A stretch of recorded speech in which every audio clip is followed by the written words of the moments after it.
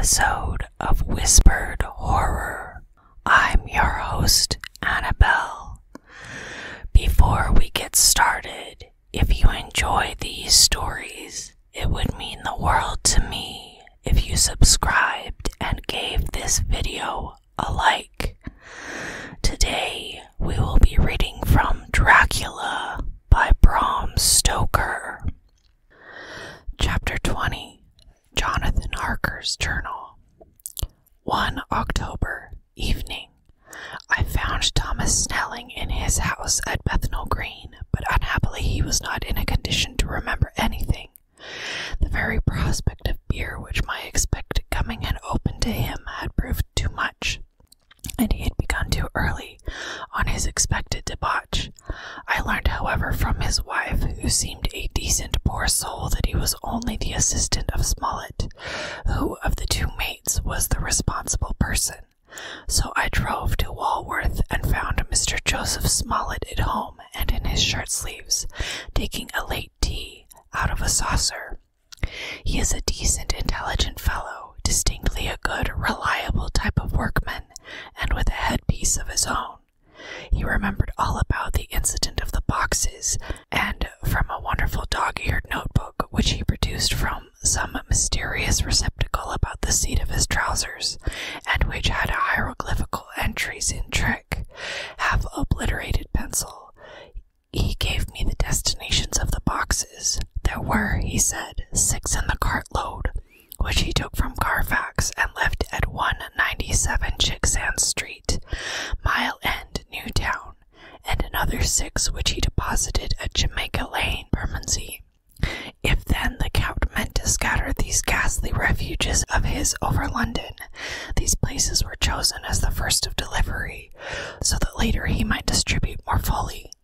The systematic manner in which this was done made me think that he could not mean to confine himself to 2 sides of London. He was now fixed on the far east, on the northern shore, on the east of the southern shore, and on the south. The north and west were surely never meant to be left out of his diabolical scheme, let alone the city itself and the very heart of fashionable London in the southwest and west. I went back to Smollett and asked him if he could tell us if any other boxes had been taken from Carfax. He replied, "Well, governor, you've treated me very handsome." I had given him half a sovereign. "And I'll tell you all I know. I heard a man by the name of Bloxham say 4 nights ago, in the R and Hounds, in Pincher's Alley, as how he and a mate had had a rare dusty job in the old house at Purfleet. There ain't a many such jobs in this year, and I'm thinking that maybe Sam Bloxham could tell ye summat." I asked if he could tell me where I could find him. I told him that if he could get me the address, it would be worth another half sovereign to him. So he gulped down the rest of his tea and stood up, saying that he was going to begin to search then and there. At the door he stopped and said, "Look here, governor, there ain't no sense in me a-keeping you here. I may find Sam soon, or I mayn't, but anyhow he ain't like to be in a way to tell you much tonight. Sam is a rare one when he starts on the booze. If you can give me an envelope with a stamp on it and put your address on it, I'll find out where Sam is to be found and post it to you tonight. But you'd better be up arter him soon in the morning. Never mind the booze the night afore." This was all practical, so one of the children went off with a penny to buy an envelope and a sheet of paper, and to keep the change. When she came back, I addressed the envelope and stamped it, and when Smollett had again faithfully promised to post the address when found, I took my way home. We're on the track anyhow. I'm tired tonight. I want to sleep. Mina is fast asleep and looks a little too pale. Her eyes look as though she had been crying, poor dear. I've no doubt it frets her to be kept in the dark, and it may make her doubly anxious about me and the others. But it is best as it is. It is better to be disappointed and worried in such a way now than to have her nerve broken. The doctors were quite right to insist on her being kept out of this dreadful business. I must be firm, for on me this particular burden of silence must rest. I shall not ever enter on the subject with her under any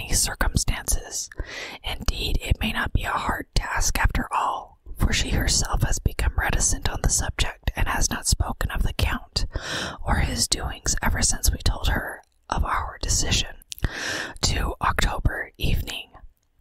A long and trying and exciting day. By the first post I got my directed envelope with a dirty scrap of paper enclosed, on which was written with a carpenter's pencil in a sprawling hand, Sam Bloxham, Corcoran's, 4 Porter's Court, Bartell Street, Walworth, ask for to bite.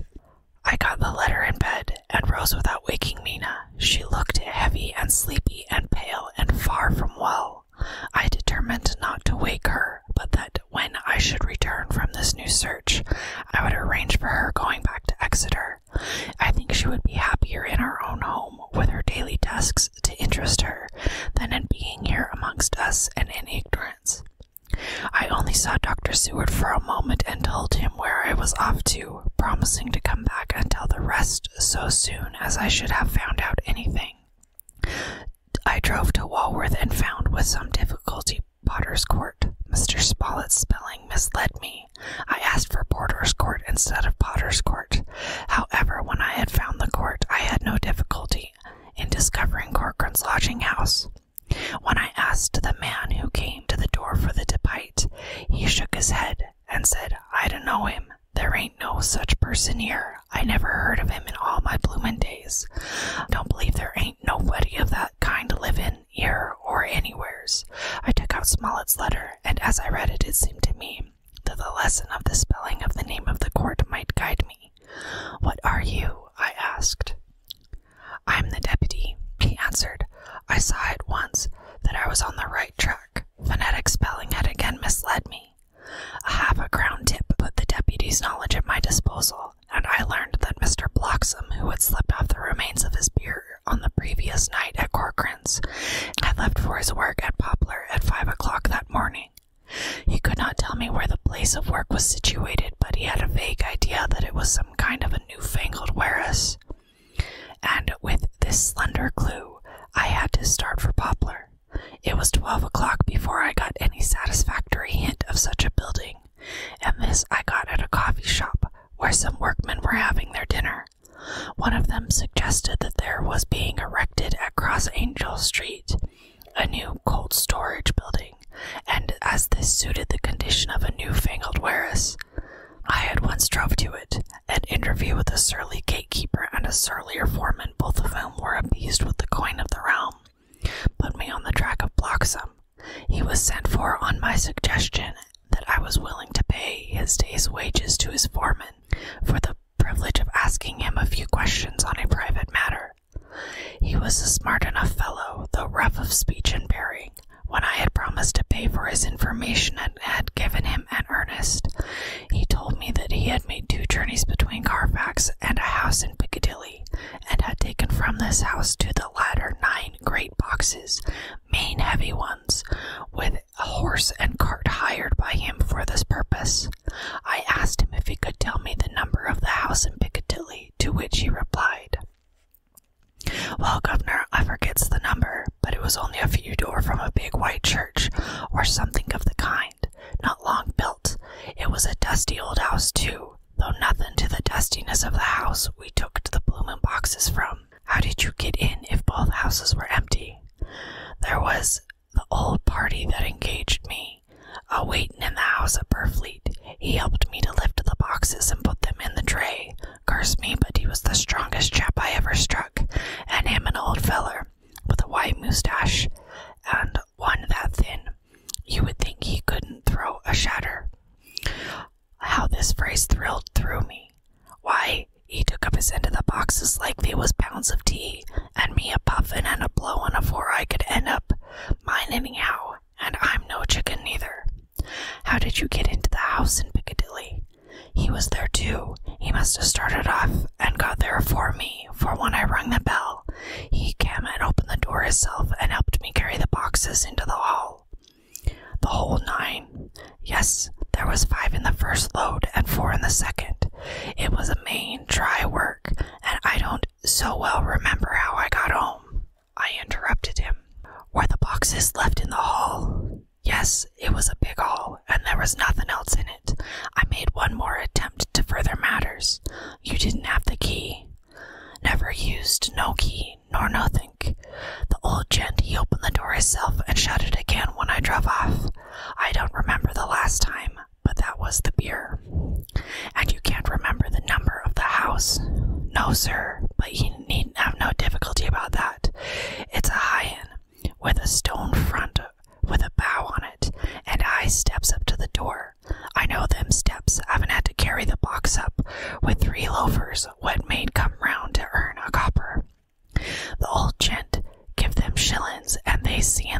so much they wanted more, but he took one of them by the shoulder and was like to throw him down the steps till the lot of them went away a cussin'. I thought that with this description I could find the house, so having paid my friend for his information, I started off for Piccadilly. I had gained a new painful experience. The Count could, it was evident, handle the earth boxes himself.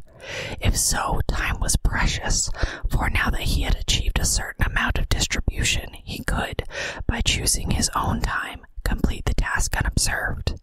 At Piccadilly Circus I discharged my cab and walked westward. Beyond the Junior Constitutional, I came across the house described and was satisfied that it was next to the lairs arranged by Dracula. The house looked as though it had been long untenanted. The windows were encrusted with dust and the shutters were up. All the framework was black with time, and from the iron, the paint had mostly scaled away.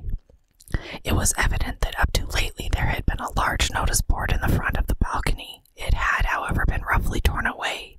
The uprights which it supported had still remaining. Behind the rails of the back balcony I saw there were some loose boards, whose raw edges looked white. I would have given a good deal to have been able to see the notice board intact, as it would, perhaps, have given some clue to the ownership of the house. I remembered my experience of the investigation and purchase of Carfax, and I could not but feel that I could find the former owner there. There might be some means discovered of gaining access to the house. There was at present nothing to be learned from the Piccadilly side, and nothing could be done, so I went around to the back to see if anything could be gathered from this quarter. The mews were active, the Piccadilly houses being mostly in occupation. I asked one or two of the grooms and helpers whom I saw around if they could tell me anything about the empty house. One of them said that he heard it had lately been taken, but he couldn't say from whom. He told me, however, that up to very lately there had been a notice board of for sale up, and that perhaps Mitchell's Sons and Candy. The house agents could tell me something, as he thought he remembered seeing the name of that firm on the board. I did not wish to seem too eager or let my informant know or guess too much, so thanking him in the usual manner I strolled away. It was now growing dusk and the autumn night was closing in, so I did not lose any time. Having learnt the address of Mitchell, Sons and Candy from her directory at the Berkeley, I was soon at their office in Sackville Street. The gentleman who saw me was particularly suave in manner, but uncommunicative in equal proportion. Having once told me that the Piccadilly house, which throughout our interview he called a mansion, was sold, he considered my business was as concluded. When I asked who had purchased it, he opened his eyes a thought wider, and paused a few seconds before replying. "It is sold, sir." "Pardon me," I said with equal politeness, "but I have a special reason for wishing to know who purchased it." Again he paused longer, and raised his eyebrows still more. "It is sold, sir," was again his laconic reply. "Surely," I said, "you do not mind letting me know so much." "But I do mind," he answered. "The affairs of their clients are absolutely safe in the hands of Mitchell, Sons and Candy." This was manifestly a prig of the first water, and there was no use arguing with him. I thought I had best meet him on his own ground, so I said, "Your clients, sir, are happy in having so resolute a guardian of their confidence.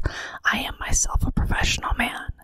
Here I handed him my card. In this instance, I am not prompted by curiosity.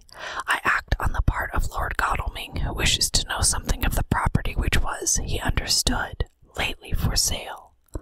These words put a different complexion on affairs. He said, "I would like to oblige you if I could, Mr. Harker, and especially I would like to oblige his lordship. We once carried out a small matter of renting some chambers for him when he was the Honourable Arthur Holmwood. If you will let me have his lordship's address, I will consult the house on the subject, and I will, in any case, communicate with his lordship by tonight's post. It will be a pleasure if we can so far deviate from our rules as to give the required information to his lordship." I wanted to secure a friend and not make an enemy, so I thanked him, gave the address at Dr. Seward's, and came away. It was now dark, and I was tired and hungry. I got a cup of tea at the Aerated Bread Company and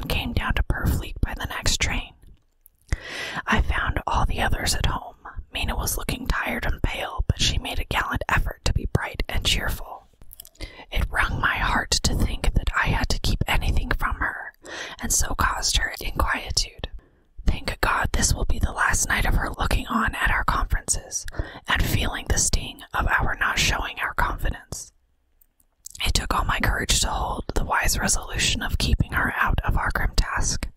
She seems somehow more reconciled, or at least the very subject seems to have become repugnant to her, for when any accidental allusion is made, she actually shudders. I am glad we made our resolution in time, as with such feeling as this, our growing knowledge would be torture to her. I could not tell the others of the day's discovery till we were alone, so after dinner, followed by a little music to save appearances even amongst ourselves, I took Mina to her room and left her to go to bed. The dear girl was more affectionate with me than ever, and clung to me as though she would detain me, but there was much to be talked of, and I came away. Thank God, the ceasing of telling things has made no difference between us. When I came down again, I found the others all gathered round the fire in the study. In the train, I had written my diary so far, and simply read it off to them as best means of letting them get abreast of my own information. When I had finished, Van Helsing said, "This has been a great day's work, friend Jonathan. Doubtless we are on the track of the missing boxes. If we find them all in that house, then our work is near the end. But if there be some missing, we must search until we find them. Then shall we make our final coup, and hunt the wretch to his real death." We all sat silent a while, and all at once Mr. Morris spoke. "Say, how are we going to get into that house?" "We got into the other," answered Lord Godalming quickly. "But Art, this is different. We broke a house at Carfax, but we had night and a walled park to protect us. It will be a mighty different thing to commit burglary in Piccadilly, either by day or night. I confess I don't see how we were going to get in unless that agency duck can find us the key of some sort. Perhaps we shall know when you get his letter in the morning." Lord Godalming's brows contracted, and he stood up and walked about the room. By and by he stopped and said, turning from one to another of us, "Quincy's head is level. This burglary business is getting serious. We got off once all right, but we have now a rare job on hand, unless we can find the Count's key basket. As nothing could well be done before morning, and as it would be at least advisable to wait till Lord Godalming should hear from Mitchell's, we decided not to take any active step before breakfast time. For a good while we sat and smoked, discussing the matter in its various lights and bearings. I took the opportunity of bringing this diary right up to the moment, and am very sleepy, and shall go to bed. Just a line. Mina sleeps soundly, and her breathing is regular. Her forehead is puckered up into little wrinkles, as though she thinks even in her sleep. She is still too pale, but does not look so haggard as she did this morning. Tomorrow will, I hope, mend all this. She will be herself at home in Exeter. Oh, but I am sleepy. Dr. Seward's Diary, 1 October. I am puzzled afresh about Renfield. His moods change so rapidly that I find it difficult to keep touch of them, and as they always mean something more than his own well-being, they form a more than interesting study. This morning, when I went to see him after his repulse of Van Helsing, his manner was that of a man commanding destiny. He was in fact commanding destiny, subjectively. He did not really care for any of the things of mere earth. He was in the clouds and looked down on all the weakness and wants of us poor mortals. I thought I would improve the occasion and learn something, so I asked him, "What about the flies these times?"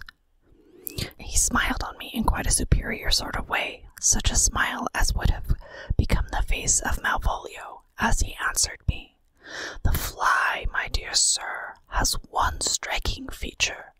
Its wings are typical of the aerial powers of the psychic faculties. The ancients did well when they typified the soul as a butterfly." I thought I would push his analogy to its utmost logically, so I said quickly, "Oh, is it a soul you are after now, is it?" His madness foiled his reason, and a puzzled look spread over his face, as shaking his head with a decision which I had but seldom seen in him, he said, oh no, I want no souls. Life is all I want." Here he brightened up. "I am pretty indifferent about it at present. Life is all right. I have all I want. You must get a new patient, doctor, if you wish to study zoophagy." puzzled me a little, so I drew him on. Then you command life. You are a god, I suppose. He smiled with an affability benign superiority. Oh no, far be it from me to aggregate myself to the attributes of a deity. I am not even concerned in his especially spiritual doings. If I may state my intellectual position, I am, so far as concerns things purely terrestrial, somewhat in the position which Enoch occupied spiritually. This was a poser to me. I couldn't at the moment recall Enoch's appositeness. So I had to ask a simple question, though I felt by doing so I was lowering myself in the eyes of the lunatic. And why with Enoch? Because he walked with God. I could not see the analogy, but I did not like to admit it, so I harked back to what he had denied. So you don't care about life, and you don't want souls. Why not? I put my question quickly and somewhat sternly, on purpose to disconcert him. The effort succeeded for an instant. He was unconsciously relapsing into his old servile manner, bent low before me, and actually fawned upon me as he replied, I don't want any souls. Indeed, I don't. I couldn't use them if I had them. They would be no manner of use to me. I couldn't eat them, or... He suddenly stopped, and the old cunning look spread over his face like a wind sweep on the surface of the water. And doctor, as to life, what is it after all? When you've got all you require, and you know that you will never want, that is all. I have friends, good friends like you, Dr. Seward. That was said with a leer of inexpressible cunning. I know that I shall never lack the means of life. I think that through the cloudiness of his insanity he saw some antagonism in me, for he at once fell back on the last refuge of such as he, a dogged silence. After a short time, I saw that for the present it was useless to speak to him. He was sulky, and so I came away.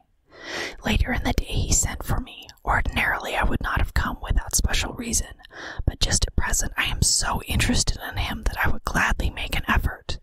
Besides, I am glad to have anything to help pass the time. Harker is out, following up clues, and so are Lord Godalming and Quincy. Van Helsing sits in my study, poring over the record prepared by the Harkers. He seems to think that by accurate knowledge of all details he will light upon some clue. He does not wish to be disturbed in the work without cause. I would have taken him with me to see the patient, only I thought that after his last repulse he might not care to go again. There was also another reason. Renfield might not speak so freely before a third person as when he and I were alone. I found him sitting in the middle of the floor on his stool, a pose which is generally indicative of some mental energy on his part.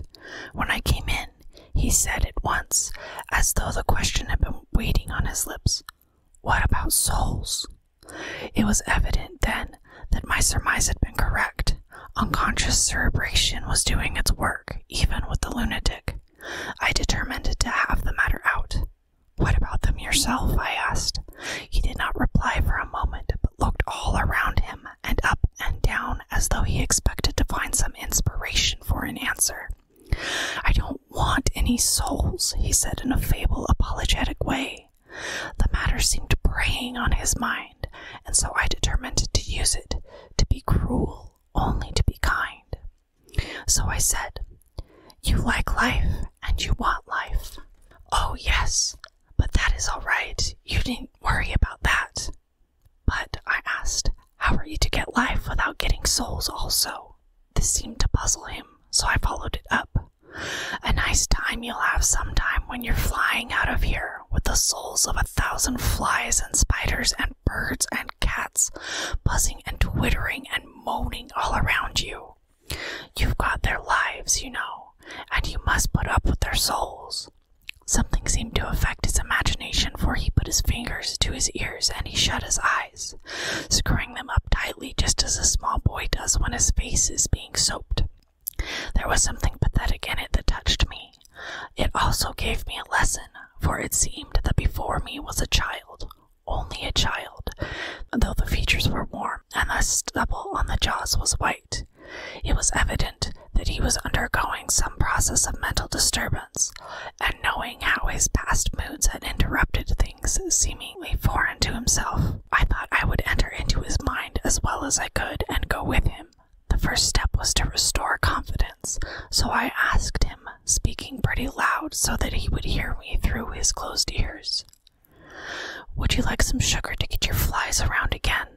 He seemed to wake up all at once and shook his head. With a laugh he replied, "Not much. Flies are poor things after all." After a pause he added, "But I don't want their souls buzzing around me all the same." "Or spiders," I went on. "Blow spiders. What's the use of spiders? There isn't anything in them to eat, or—" He stopped suddenly as though reminded of a forbidden topic. So, I thought to myself, this is the second time he has suddenly stopped at the word drink. What does it mean? Renfield seemed himself aware of having made a lapse, for he hurried on, as though to distract my attention from it. "I don't take any stock at all in such matters. Rats and mice and such small deer, as Shakespeare has it, chicken feed at the larder, they might be called. I'm past all that sort of nonsense. You might as well ask a man to eat molecules with a pair of chopsticks as to try to interest me about the less carnivora, when I know of what is before me." "I see," I said. "You want big things that you can make your teeth meet in. How would you like to breakfast on an elephant?" "What ridiculous nonsense you are talking." He was getting too wide awake, so I thought I would press him hard. "I wonder," I said reflectively, "what an elephant's soul is like." The effect I desired was obtained, for he at once fell from his high horse and became a child again. "I don't want an elephant's soul, or any soul at all," he said. For a few moments he sat despondently. Suddenly he jumped to his feet with his eyes blazing and all the signs of intense cerebral excitement. "To hell with you and your souls," he shouted.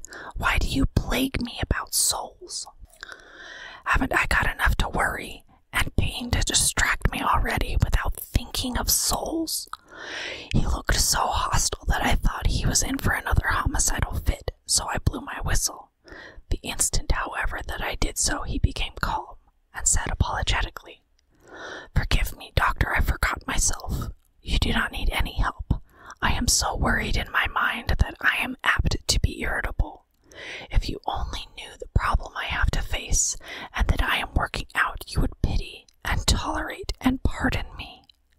Pray do not put me in a strait waistcoat. I want to think and cannot think freely when my body is confined. I am sure you will understand." He had evidently self-control, so when the attendants came I told them not to mind, and they withdrew. Renfield watched them go, and when the door was closed he said with considerable dignity and sweetness, "Dr. Seward, you have been very considerate towards me. Believe me that I am very, very grateful to you. I thought it well to leave him in this mood, so I came away. There is certainly something to ponder over this man's state. Several points seem to make what the American interviewer calls a story. If one could only get them in the proper order. Here they are. Will not mention drinking. Fears the thought of being burdened with the soul of anything. Has no dread of wanting life in the future. Despises the meaner forms of life altogether, though he dreads being haunted by their souls. Logically, all these things point one way. He has assurance of some kind that he will acquire some higher life. He dreads the consequence, the burden of a soul. Then it is a human life he looks to. And the assurance, merciful God, the Count has been to him, and there is some new scheme of terror afoot. Later, I went after my round to Van Helsing and told him my suspicion. He grew very grave, and after thinking the matter over for a while, he asked me to take him to Renfield. I did so. As we came to the door, we heard the lunatic within singing gaily, as he used to do in the time which now seems so long ago. When we entered, we saw with amazement that he had spread out his sugar as of old. The flies, lethargic with the autumn, were beginning to buzz into the room. We tried to make him talk of the subject of our previous conversation, but he would not attend. He went on with his singing just as though we had not been present. He had got a scrap of paper and was folding it into a notebook. We had to come away as ignorant as when we went in. He is a curious case indeed. We must watch him tonight. Letter, Mitchell's Sons and Candy, to Lord Godalming, 1 October. My lord, we are at all times only too happy to meet your wishes. We beg with regard to the desire of your lordship expressed by Mr. Harker on your behalf, to supply the following information concerning the sale and purchase of number 347, Piccadilly. The original vendors are the executors of the late Mr. Archibald Winter Suffield. The purchaser is a foreign nobleman, Count de Ville, who effected the purchase himself, paying the purchase money in notes over the counter, if your lordship will pardon us saying so vulgar an expression. Beyond this we know nothing whatever of him. We are, my lord, your lordship's humble servants, Mitchell, Sons, and Candy. Dr. Seward's Diary, 2 October. I placed a man in the corridor last night and told him to make an accurate note of any sound he might hear from Renfield's room, and gave him instructions that if there should be anything strange he was to call me. After dinner, when we had all gathered round the fire in the study, Mrs. Harker having gone to bed, we discussed the attempts and discoveries of the day. Harker was the only one who had any result, and we were in great hopes that his clue may be an important one. Before going to bed, I went round to the patient's room and looked in through the observation trap. He was sleeping soundly. His heart rose and fell with regular respiration. This morning the man on duty reported to me that after midnight he was restless and kept saying his prayers somewhat loudly. I asked him if that was all, and he replied that that was all he heard. There was something about his manner so suspicious that I asked him point blank if he had been asleep. He denied sleep, but admitting having dozed for a while. It is too bad that men cannot be trusted unless they are watched. Today Harker is out following up his clue, and Art and Quincy are looking after horses. Godalming thinks that it will be well to have horses always in readiness, for when we get the information which we seek there will be no time to lose. We must sterilize all imported earth. Between sunrise and sunset, we shall thus catch the Count at his weakest, and without a refuge to fly to. Van Helsing is off to the British Museum looking up some authorities on ancient medicine. The old physicians took account of things which their followers do not accept, and the professor is searching for witch and demon cures, which may be useful to us later. I sometimes think we must be all mad, and that we shall wake to sanity in strait waistcoats. Later. We have met again. We seemed at last to be on the track, and our work of tomorrow may be the beginning of the end. I wonder if Renfield's quiet has anything to do with this. His moods have so followed the doings of the Count, and the coming destruction of the monster may be carried to him in some subtle way. If we could only get some hint as to what passed in his mind between the time of my argument with him today and his resumption of fly-catching, it might afford us a valuable clue. He is now seemingly quiet for a spell. Is he? That wild yell seemed to come from his room. The attendant came bursting into my room and told me that Renfield had somehow met with some accident. He had heard him yell, and when he went to him, he found him lying on his face on the floor, covered with blood. I must go at once. This concludes today's episode of Whispered Horror. Tune in next time to continue listening to Dracula by Bram Stoker. Once again, if you enjoy these stories, please subscribe and like the video. Also, let me know of any classic horror stories you would like to hear in the comments below. Thank you so much for listening, and remember, it's okay